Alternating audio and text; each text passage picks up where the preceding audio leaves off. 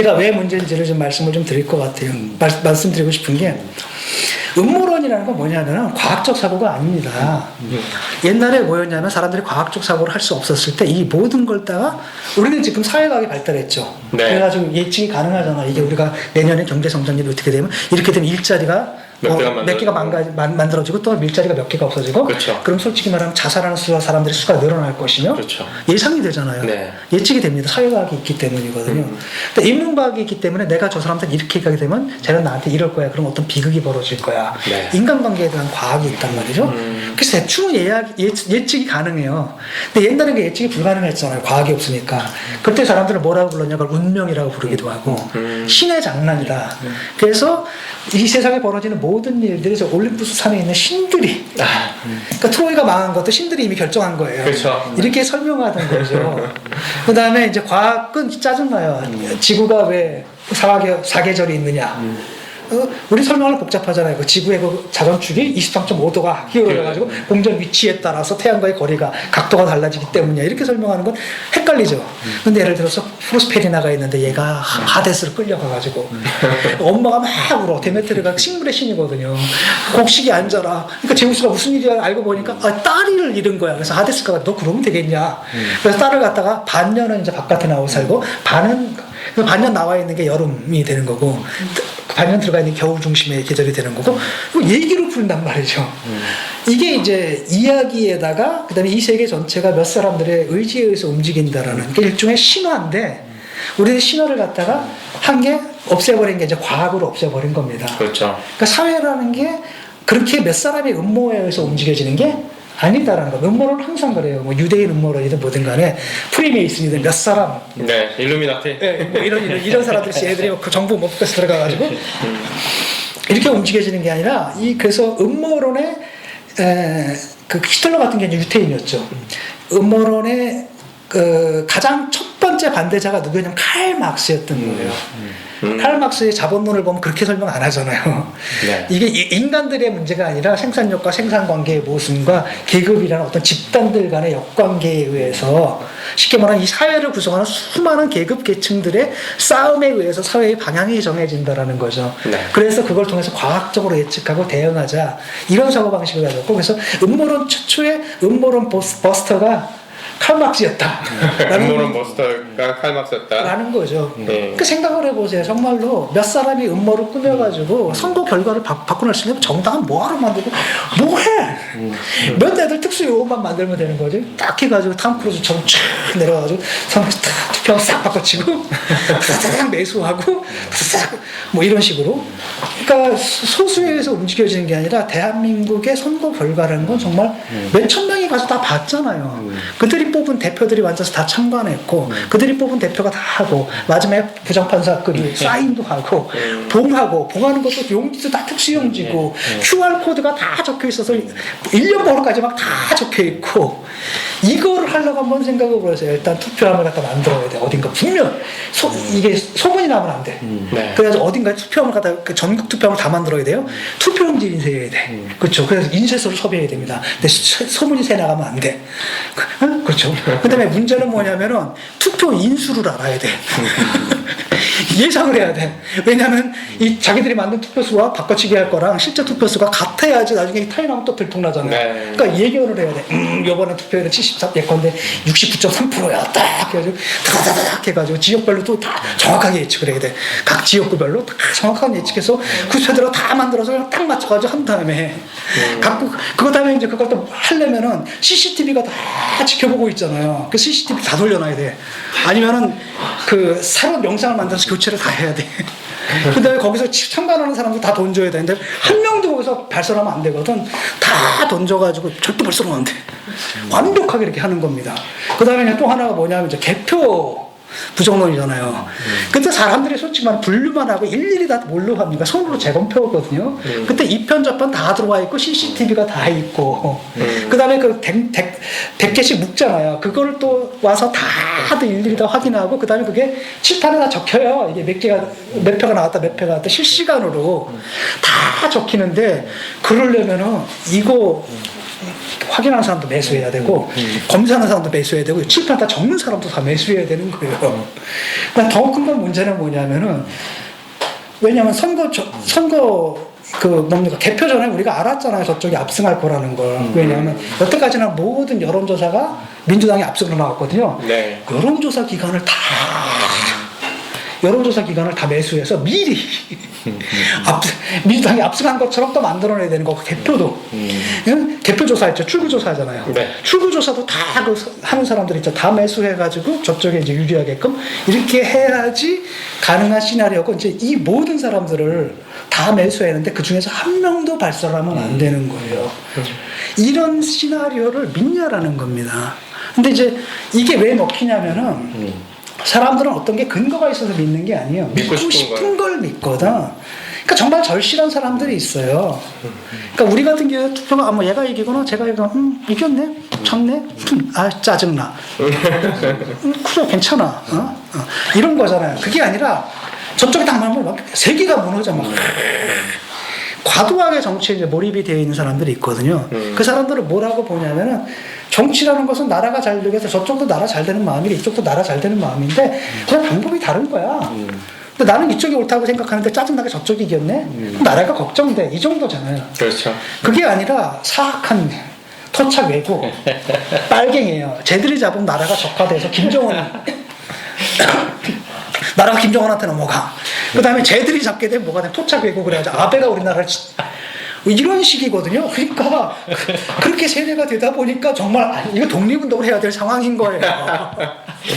막 독립운동을 하거나 아니면 9월산 6억대가 돼가지고 투쟁을 해야 될 상황 이렇게 사람들을 받아들인 거고 그걸 누가 이제 그들을 그렇게 만들었냐면 그 유튜버들이 세뇌를 시킨 거죠. 계속 같은 걸 보게 되고 같은 걸 듣고 그 다음에 그러면 그럴수록 예컨대 거기서 이제 딴소리 하는 사람들은 계속 배제가 됩니다. 빨갱이라고. 그럼 순수해지죠. 점점 과격한 사람들만 남아오면 요구도도 과격해져요. 그들이 원하는 컨텐츠도 점점 과격해져야 돼요. 그러다 보니까 여기까지 가는 거고, 진짜 저 사람들 실제로 뭐냐면 크게 이길 줄 알았던 거예요.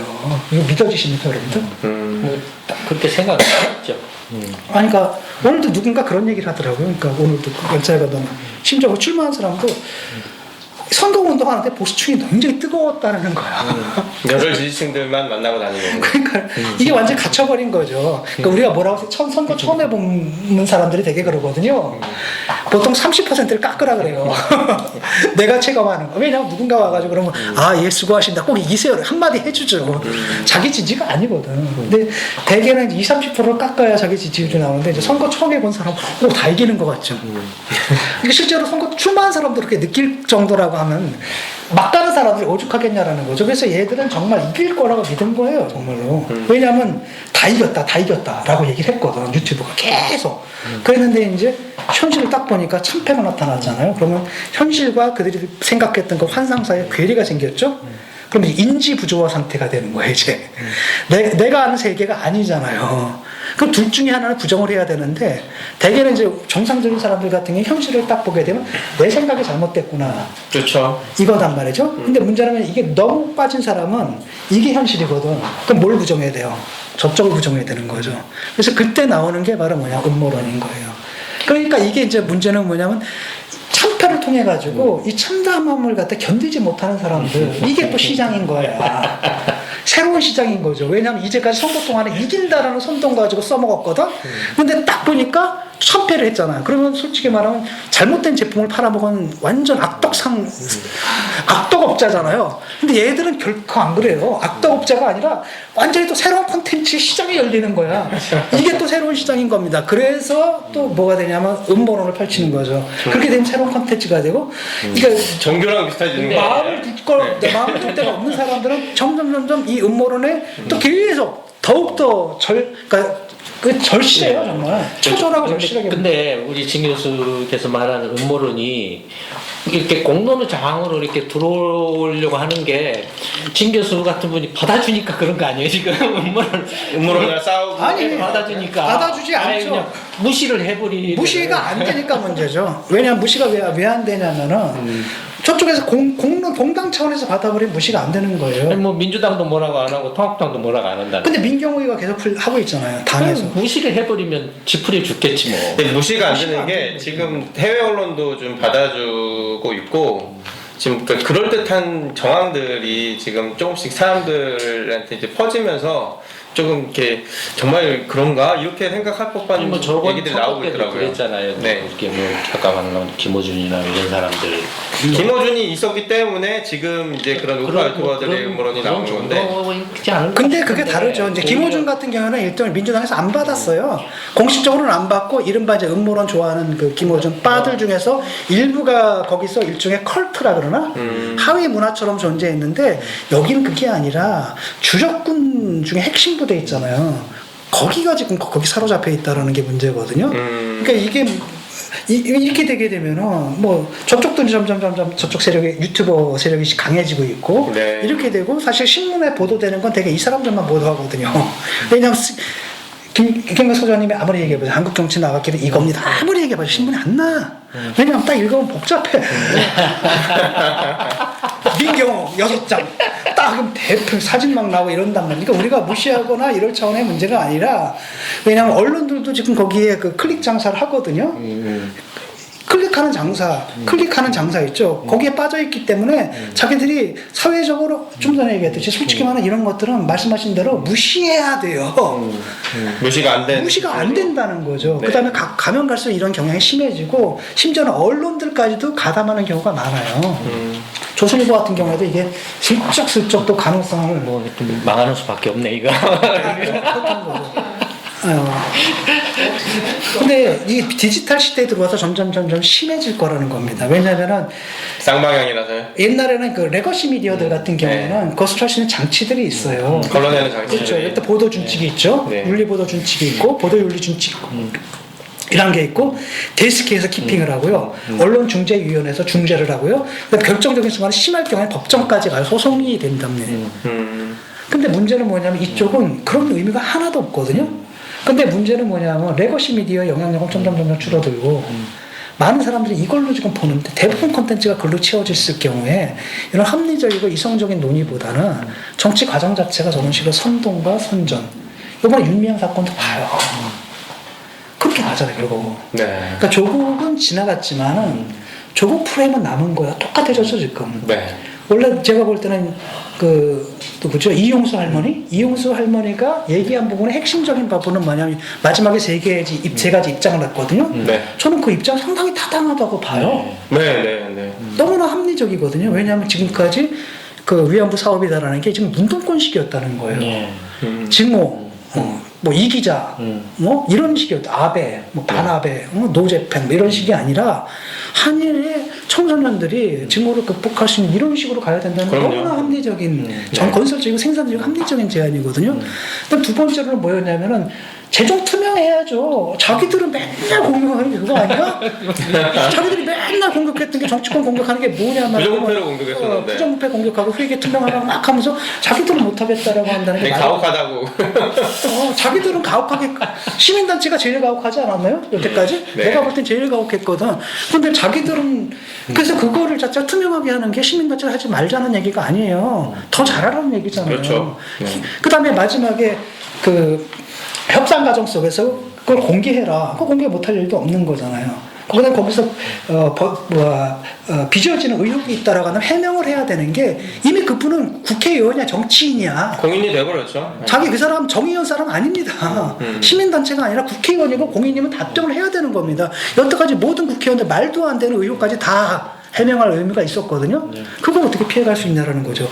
요 세 가지인데 저쪽에서는 제가 볼 때는 이런 겁니다. 자유한국당에서는 어떻게 써야 되냐면은 이 정의연의 활동을 인정했어야 돼요.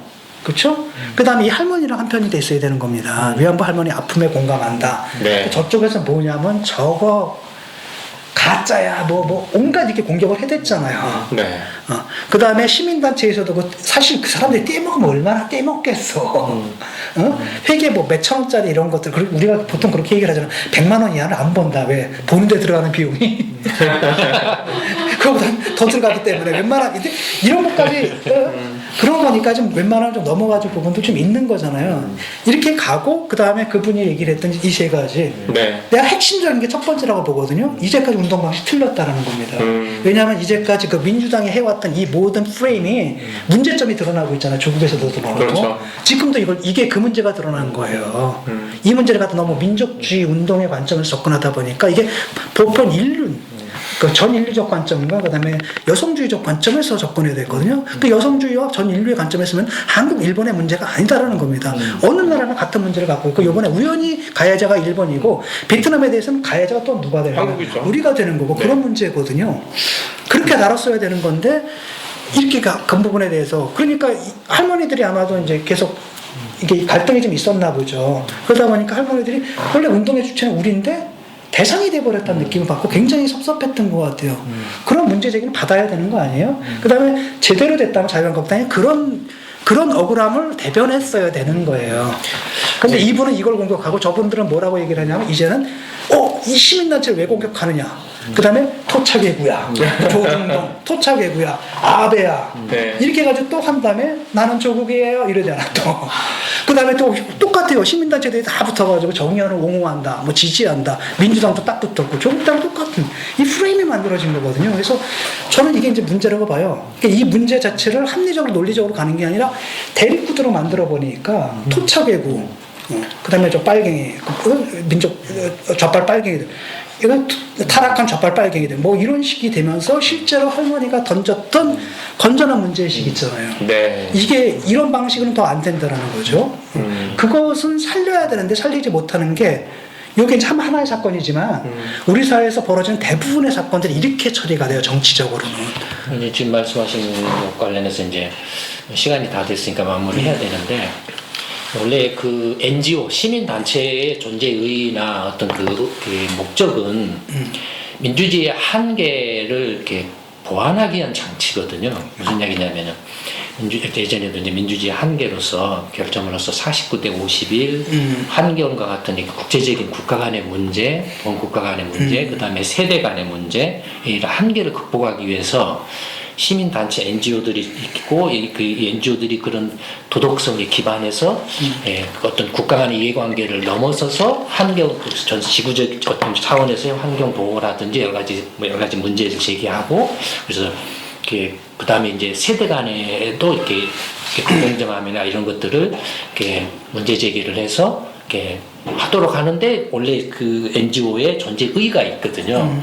그러니까 그런 NGO가 그런 존재의의나 목적을 이렇게 수행하기 위해서는 절대로 NGO가 정치권으로 가서는 안 되는 것이 불문율로 돼 있었어요. 아니면 가더라도 좀 텀을 넣었으면 좋겠어요, 약간의. 근데 어쨌든 이렇게 불문율로 돼 있는데 이게 한국 경우에는 이제 이른바 시민단체 NGO는 이미 이제 실패해버렸죠. 말씀하신 것처럼 실패해버려서 한국의 NGO는 정치권에 가기 위한 하나의 이제 거쳐가야 될 통과 관문이 돼버렸어요. 네, 바로 그 부분이 섭섭하셨던 거예요. 이분은 딱 보니까 그러니까 너 우리를 위해서 싸운다라고 하더니 결국 우리를 이용해서 뭐가 된 거예요? 국회의원이 되고 국회의원이 됐네? 네. 그럼 우리는 어떡하란 말이야? 그 다음에 우리 예컨대 우리 문제 싸워준다라고 국회에 들어갔던 애들 뭐 했는데?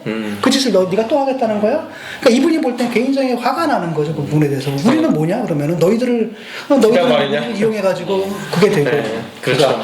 관문이 되다 보니까 이제는 기존 정치권에서 이렇게 NGO 선거에 나가려면 NGO 활동을 하고 정당에서 공천을 받기 위해서 정당이나 어떤 실력자들의 이렇게 비율을 맞춰야 되고 이런 식으로 이렇게 하다 보니 앞잡이가 돼버리는 거예요. NGO가 이제 그쵸. 자기가 지지하는 정당이나 그쪽에 가서 한 자리 해먹고 싶은 정당이 앞잡이가 돼버리는 어용이 거예요. 돼버리는 예. 거예요. 대표적으로 민변이라든지 이런 데라든지 뭐 이런 것들도 뭐 시민단체라고 그래서 이제 뭐 이렇게 박우순 씨가 서울시장 하면서 그런 어떤 그 NGO를 굉장히 많이 이렇게 했잖아요. 근데 다 비리에 걸려 있어요. 그게 다 태양광이니 뭐 예, 배터리 뭐 사업이니 이렇게, 뭐 공용 와이파이니 뭐 비리에 다 걸려 있어요. 있는 전부 거죠. 다. 그러니까 이런 것들이 뭐 이렇게 자기가 뭐 이렇게 나중에 뭐 대선 출마를 위한 어떤 밑밥 깔기식으로 이렇게 돼버렸다라는 거니까 이미 제도권의 정치권이나 이렇게 시민단체나 한국은 그 자체적으로 정화될 수 없는 상황이라고 봐요. 구제불능이라고 봐요.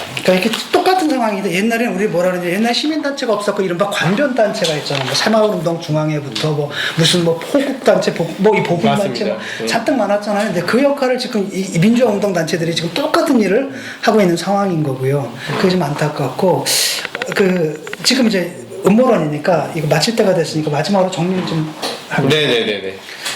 뭐 저쪽도 마찬가지고 이쪽도 마찬가지고 문제는 뭐냐면 음모론이 뭐가 문제냐면 일단 사람들로 하여금 현실감을 상실하게 말아요. 네. 현실과 연결되는 끈을 끊어버리고 망상에 사로잡히게 만든다라는 거죠. 그러면 현실에서 싸움을 하는 게 아니라 어디에서 싸움하는 거예요? 자기 주관적 망상 속에서 싸움하는데 그럼 현실에서는 100%질 수밖에 없다는 겁니다. 현실과의 끈이 딱 끊어졌기 때문에 그 다음에 뭐냐면 대안을 마련해야 되는데 대안을 마련할 필요가 없어요. 이거 남은 거죠. 지금 자유통합당을 보세요. 그들이 유권자들한테 던질 수 있는 메시지가 하나도 없잖아요.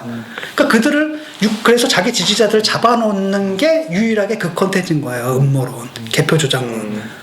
왜냐하면 이걸 가지고 하다 보니까 문제는 뭐냐면 다른 대안을 가지고 다른 메시지를 던져야 하는데 그게 안 된다라는 거죠. 이러다 보니까 이 사람들이 현실에서 승리할 수 있는 방법을 못 찾게 되는 거고 아마도 음모론을 믿는 사람들은 자기가 지지하는 그 정당이 승리하기를 바랄 거예요. 그럼요. 근데 그 바람이 현실에서 이루어지려면 그러면 안 되는 거잖아요. 근데 그들이 하는 짓은 실제로 현실에서는 그들의 바람이 그걸 스스로 포기하게 만드는 그런 방식이다라는 겁니다. 그래서 제가 이제 보수주의자는 아니지만은 정말 보수를 지지하는 분들이라면 정확하게 여기 선을 그어야 됩니다. 그런 방식은 결코 이길 수가 없다. 그 다음에 오히려 그 보수 유튜버들은 저 어떻게 봐야 되냐면 민주당의 장기 집권을 갖다 보장해주고 있다. 민주당에서 얼마나 좋아하겠어 지금. 그러니까 이 사람들이 20년 얘기하고 50년 얘기하고 100년 얘기했잖아요. 네. 허튼 얘기가 아니에요. 실제로 가게 되면 그럴 수가 있다는 거죠. 그들의 기득권이. 그래서 지금도 바짝 정신 차려야 되는데 그래서 이것은 정말 그러니까 꼭 보수만이 아니라 나라를 위해서도 그래요. 왜냐하면 저쪽에 거대 여당이 등장했으면 견제 세력이 있어야 되거든요. 그러니까 합리적이고 올바른 견제 세력이 있어야지 나라가 잘 됩니다. 근데 견제 자체를 못하게 되면 복주가 이루어지면서 온갖 문제점이 발생할 거라는 거죠. 그래서 솔직히 말하면 내가 뭐 자유통합당 좋아하진 않는데 그들이 야당 역할을 좀 제대로 했으면 좋겠어요. 왜냐?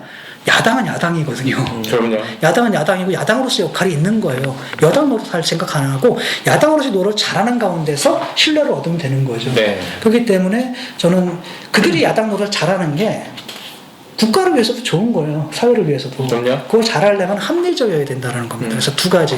하나는 논리적이고 합리적이 된다. 두 번째 윤리적이어야 된다. 윤리적이어야 된다. 그럼요. 그래서